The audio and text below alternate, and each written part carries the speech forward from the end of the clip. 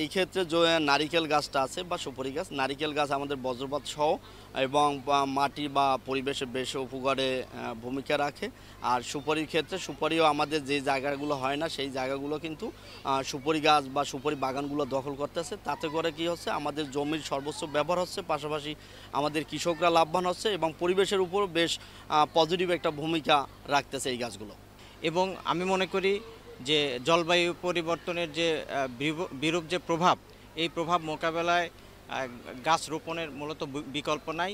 একদিকে যেমন মানুষকে তাদের লাইভলিহুড যে সাপোর্ট, তাদেরকে অর্থের যে যোগান দিচ্ছে, সেই সাথে তাদেরকে ফল এবং ঔষধি গাছ, তাদেরকে ঔষধি ম্যাটেরিয়ালসগুলো সাপ্লাই করছে।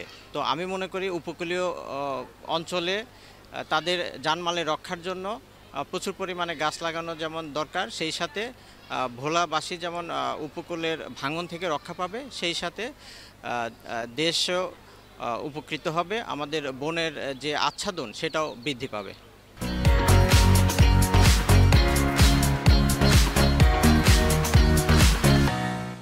আমাদের গ্রামীণ জন উন্নয়ন সংস্থা কর্তৃক বাস্তবায়িত এই RSL প্রজেক্টটা ডিজাইন করা হয়েছে GCF এর অর্থায়নে এবং পল্লীকর্ম সহায়ক ফাউন্ডেশনের সার্বিক সহযোগিতায় জলবায়ু পরিবর্তনের সরাসরি যারা ভালনারেবিলিটির শিকার হয়েছে তাদের জন্য।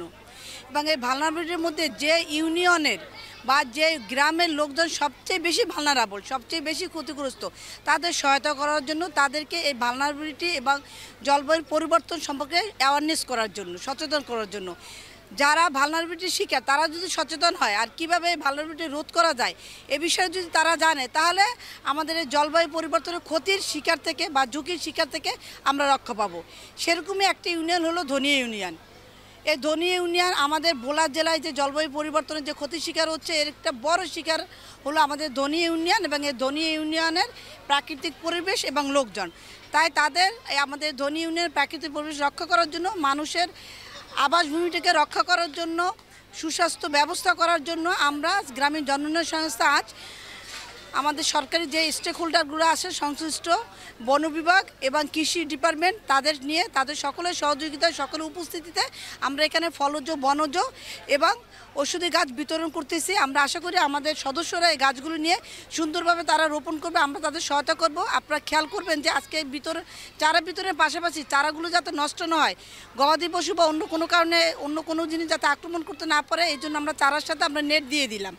এই নেট দেবে এবং আমাদের এখানে টেকনিক্যাল পার্সনরা আছে, তারা সরাসরি আমাদের সদস্যদের বা উপকারভোগীদের বাড়িতে যাবে, বাড়িতে গিয়ে নেট দিয়ে কীভাবে নেটিং করতে হয়, ফেন্সিং করতে হয় তা দেখিয়ে দেবে এবং চারার সার্বিক যত্ন নিতে সহযোগিতা করবে। আমি মনে করি গাছ লাগান, পরিবেশ বাঁচান।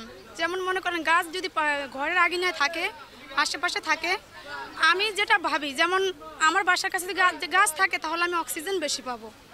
আর অক্সিজেনের প্রয়োজন, যেমন আমার যদি একটু অস্বস্তি লাগে, আমি যদি কোনো বাগানে ঘুরতে যাই তাও আমার কাছে একটু ভালো লাগে, কারণ ওই বাগানে অনেকগুলো গাছ থাকে, গাছের কাছ থেকে কিছু অক্সিজেন পাই। আর এই গাছগুলো দিয়ে আমার অনেক উপকার আসবে। আমি যদি এই গাছগুলো দিয়ে যদি যত্ন করে যদি রত্ন বাড়াইতে পারি, স্বাবলম্বী হতে পারি, এটা আমারই লাভ। ফল ফলটা ধরবো, তারপর আমরা বেশি আলাই দিলে খামু।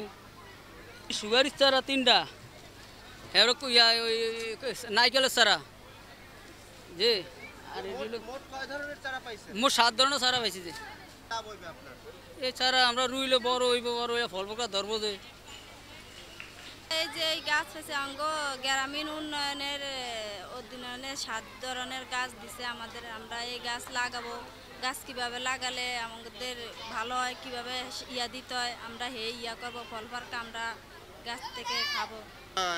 গ্রামীণ জন উন্নয়ন থেকে আমাদের যে ফলজ গাছ দিয়েছে, এগুলা থেকে ইনশাল্লাহ আমরা এই চারাগুলো যদি আমরা যত্ন সহকারে লাগাইতে পারি, দেখা গেছে যে ফলজ গাছগুলো দেওয়া হয়েছে, এখান থেকে আমাদের ফলের চাহিদা মিটবে ইনশাল্লাহ। তারপর নারকেল গাছ, তারপরে আপনার এই কদবেল, সুপারি, তারপর নিম গাছ থেকে আমরা ওষুধি গাছ হিসাবে এটাকে আমরা ব্যবহার করতে পারি।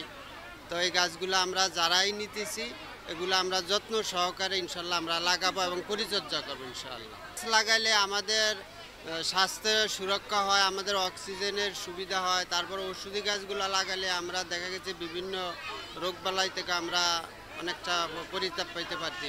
অক্সিজেন বাতাস সংগ্রহ করতে পারি, গাছ থেকে আমরা ফল পাই। আর এইসব গাছ ফল, এই ধরনের ফল সবসময় আমরা কিনা খেতে পারি না।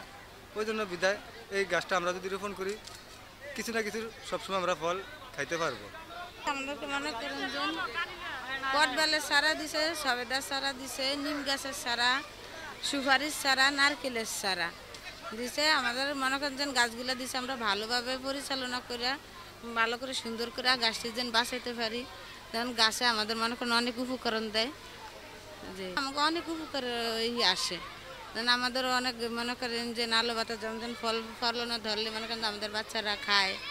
নারিকেল ধরলে নারিকেল খাওয়া যাবে, সুগারি ধরলে সুগারি খাওয়া যাবে, তারপরে নিম গাছ ওষুধে লাগে, চেপতা ধরলে খাওয়া যাব, তারপরে এটি কদবেল ধরলে কদবেল খাওয়া যাবে। আরেকজন